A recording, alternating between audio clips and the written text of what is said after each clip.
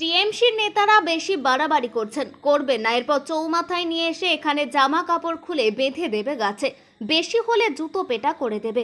শুক্রবার সন্ধ্যায় আরামবাগের গৌরহাটি মোড়ে আরজিকর কাণ্ডের প্রতিবাদ সভায় যোগ দিয়ে এমনই ভাষাতেই তৃণমূলকে হুমকি দিলেন বিজেপি নেতা দিলীপ ঘোষ। পাশাপাশি দাবি তোলেন বিনীত গোয়েলের পদত্যাগ নয়, পদত্যাগ চায় মমতা বন্দ্যোপাধ্যায়। শুক্রবার বিকেলে প্রথমে আরামবাগের দৌলতপুরে বিজেপি দলীয়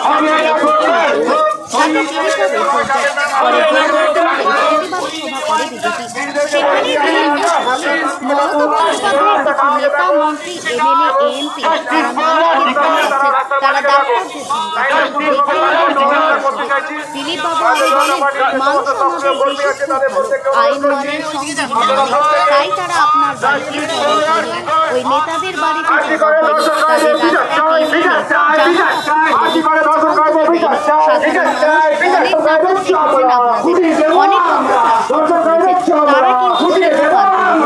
তাদের কোনো দায় নেই।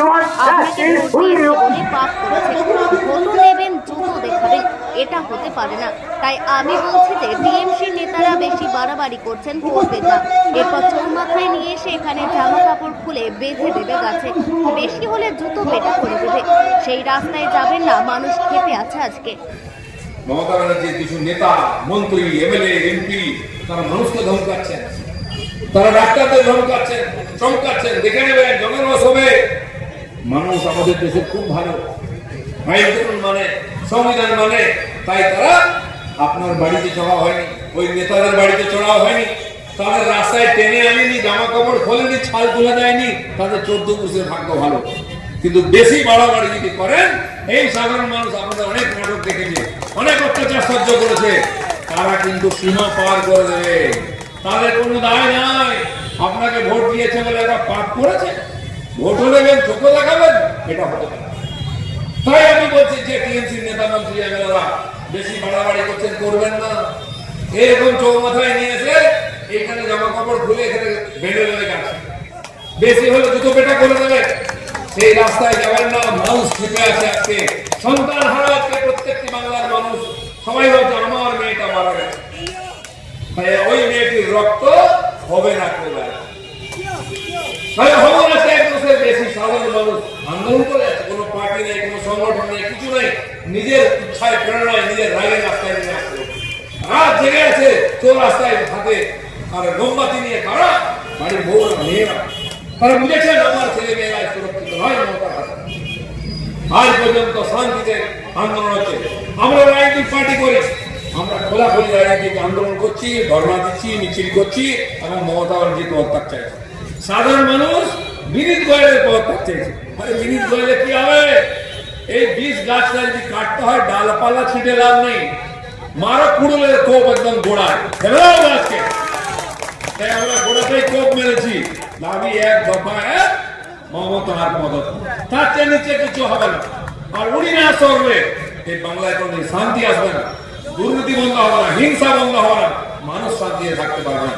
তাই বন্ধুগণ, আজকের যে এই মিছিল, প্রতিবাদ আর পথসভা, এতে আপনারা এই বৃষ্টির দুর্যোগকে মাথায় নিয়ে এসে সফল করেছেন। সেই জন্য আপনারা সবাইকে আন্তরিক শুভেচ্ছা। মানুষকে নিয়ে এখানে রাস্তায় নেমেছেন। সারা বাংলা জুড়ে গ্রামে গঞ্জে শহরে সর্বস্তরের মানুষের বিরোধিতা করছেন। এই আন্দোলনের নেতৃত্ব করছেন জুনিয়র ডাক্তাররা, তারাই সরকারের সঙ্গে কথাবার্তা বলছেন। কিন্তু এই জঘন্য হত্যাকাণ্ড অপরাধের বিচার চাই বলে আমরা সবাই রাস্তায় নেমেছি। আমরা রাজনৈতিক কর্মী, কিন্তু সমাজকে সঙ্গে নিয়ে রাস্তায় নেমেছি। আজকে আরামবাগে সেই মিছিল চলছে। কালকে তো জুনিয়র ডাক্তাররা গিয়েছিলেন নবান্নে, তারপরেও হলো না। ঠিক আছে। মমতা ব্যানার্জি ভয় পাচ্ছেন জুনিয়র ডাক্তারদের সামনে আসতে। উনি তাদেরকে বুঝিয়ে বাজিয়ে ভয় দেখিয়ে রাজি করাতে চাইছেন, তাই মিডিয়ার সামনে আসতে চাইছেন না।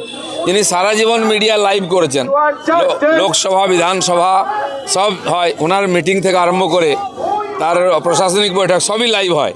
কিন্তু ডাক্তারবাবুদের সঙ্গে মিটিং করে লাইভ করতে কিসের অসুবিধা আছে? কী লুকোতে চাইছেন? নাকি উনি প্রশ্নের সম্মুখীন হতে ভয় পাচ্ছেন? সিবিআই তার কাজ করছে, 4-5 জনকে তুলেছে, ধীরে ধীরে আসবে সব। 1 মাস অতিক্রান্ত, এখনো কোনো ফলাফল নেই। ফলাফল কি রাতারাতি হয় নাকি? ফলাফল 7 বছর লেগেছিল দিল্লিতে, 7 মাস তো দেখুন। কোর্টের রায় তো চলছে, সেখানে প্রকাশ্যে লাইভ করতে চাইছিল না, এরকমটাই খবর তৃণমূল সূত্রে। কোর্টে যা শোনানো হচ্ছে সেখানে লাইভ হতে পারে। মমতা ব্যানার্জি লাইভ করতে ভয় পাচ্ছেন কেন? সুপ্রিম কোর্ট হাইকোর্ট থেকে লাইভ দেখছি আমরা কি হচ্ছে, প্রশ্নের উত্তর দিতে। মমতা ব্যানার্জির প্রশ্নের উত্তর দিতে পারবেন না, তার সঙ্গে সঙ্গে সমস্ত দুর্নীতির প্রশ্ন এসে যাবে, তাই মানুষের কাছ থেকে বাঁচতে চাইছে।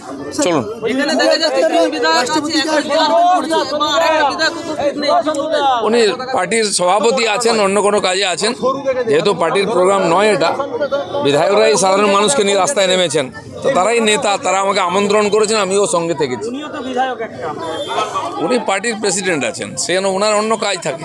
পার্টি যখন যে রাস্তা অবরোধ করেছে, বন্ধ করেছে, ডিএম অফিস ঘেরাও করেছে, উনি নেতৃত্ব দিয়েছেন। চলুন, শুরু করা যাবে? গণেশ চতুর্থী ও বিশ্বকর্মা পুজো উপলক্ষে একমাত্র বাজাজের অনুমোদিত ডিলার আরামবাগী অটো বাজার বাজাজ নিয়ে এলো অভিনব অফার। প্রতিটি গাড়ি ক্রয়ের সাথে আপনি পেয়ে যাবেন smart watch, raincoat, Bluetooth speaker অথবা ক্যাশ ডিসকাউন্ট। প্রতিটি গাড়ির সাথে আপনি পেয়ে যাবেন রোড সাইড অ্যাসিস্ট্যান্ট। এখান থেকে গাড়ি নিলে আপনি পেয়ে যাবেন 0% রেট অফ ইন্টারেস্ট ও তার সাথে 100% লোনের সুবিধা। বহুদিনের প্রতীক্ষার পরে আমরা পেয়েছি বাজাজের স্কুটার চেতক। একই ছাদের নিচে আপনারা পেয়ে যাবেন সেলস, সার্ভিস এবং স্পেয়ার পার্ট। আর প্রতিটি গাড়ির সাথে আপনি পেয়ে যাবেন হেলমেট, সিট কভার, পেট্রোল।